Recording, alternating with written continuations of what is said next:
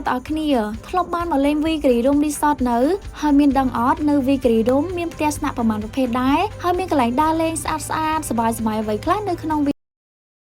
Yes អ្នកទាំងអស់គ្នានៅនេះគឺមានទាំងផ្ទះស្នាក់ហើយកន្លែងដើរលេងមានច្រើនណាស់ប៉ុន្តែថ្ងៃនេះខ្ញុំនឹងមកបង្ហាញផ្ទះស្នាក់មួយប្រភេទគឺខ្ញុំហើយ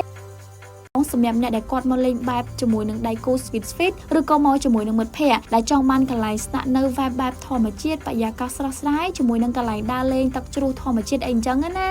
អូខេអញ្ចឹងកន្លែងស្នាក់ដែលខ្ញុំនឹងបង្ហាញនោះគឺជាប្រភេទផ្ទះស្នាក់ Type Room ដែលគេហៅថាផ្ទះលូនឹងឯងផ្ទះលូនេះគឺមានពីរប្រភេទជាជំរឿឲ្យអ្នកទាំងអស់គ្នារើសមានក្រែមួយនិងក្រែពីរហើយរូបរាងគេខាងក្រៅឡើងខ្ជូតហើយឡើងប្លែកតំណងគួរឲ្យចង់នៅហ្មងតោះឥឡូវយើងចូលទៅមើលផ្នែកខាងក្នុងតែម្ដងចូលមកដល់ខាងក្នុងភ្លាមសេវ៉ាវហ្មងត្រូវទេឃើញពីខាងក្រៅតំណងចូលមកដល់ក្នុងរឹតតែអែមគឺគេរៀបចំបានស្អាតហើយមានផាសុកភាពខ្លាំងមែនតែនជំរឿពុកវិញតុនល្មើយគ្រាន់តែឃើញក៏ចង់កេងដែរហើយបន្ទប់ទឹកក៏គេរៀបចំបានស្អាតមានអនាម័យដែលនៅមិនឆ្ងាយម៉ែនេះពីផ្ទះលូនឹង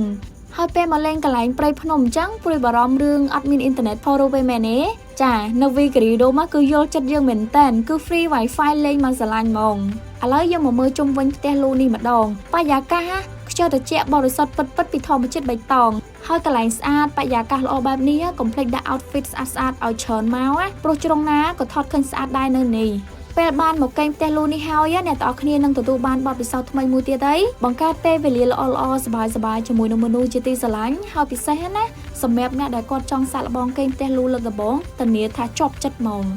ហើយអ្នកទាំងអស់គ្នាគិតថាមកលេង Victory Room ទាំងមូលមកកេងតែផ្ទះលូហ្នឹងឯងមែនទេNo អ្នកទាំងអស់គ្នា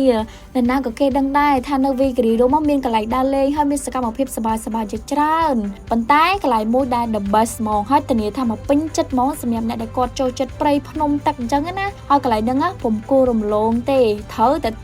គឺទៅធ្លាក់អូតាសេកទាំងខ្ញុំទាំងគេឃើញទឹកធ្លាក់ស្អាតអញ្ចឹងចង់ទៅហោះវឹងទៅដល់ហ្មងតែទោះចូលចិត្តចង់ទៅប៉ុណ្ណាក៏ដោយក៏នៅតែមានសំណួរសួរដែរឆ្ងាយអត់ដើរម៉ានម៉ោងបានដល់ហើយហើយទៅតាមផ្លូវណាផ្លូវណីយើបើអត់ស្គាល់ផងហ្នឹងមកខ្ញុំប្រាប់បើយើងធ្វើដំណើរថ្មើរជើងពីផ្ទះលូដែលយើងគេងហ្នឹងគឺចំណាយពេលតែ1ម៉ោងទេអត់យូរទេប៉ុណ្ណឹង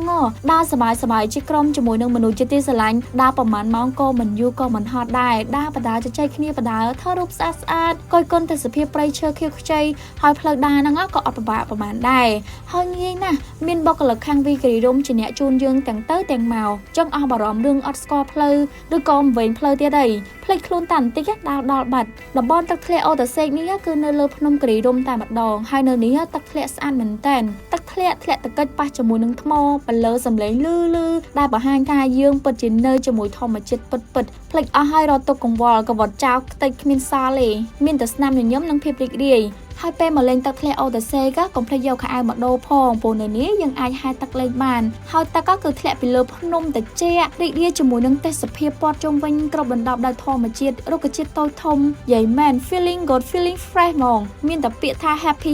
ឯងកន្លែងគេងស្អាតផាសុកភាពកន្លែងដើរលេងព្រៃភ្នំទឹកធ្លាក់ធម្មជាតិបែបនេះមានតែនៅ Victory Room ឯណាហើយចុងសប្តាហ៍សម្រាប់ពីការងារកុំភ្លេចនាំគ្រួសារមនុស្សជាទីស្រឡាញ់មកសម្រាប់កម្សាន្តទទួលបទពិសោធន៍ថ្មីនៅ Victory Room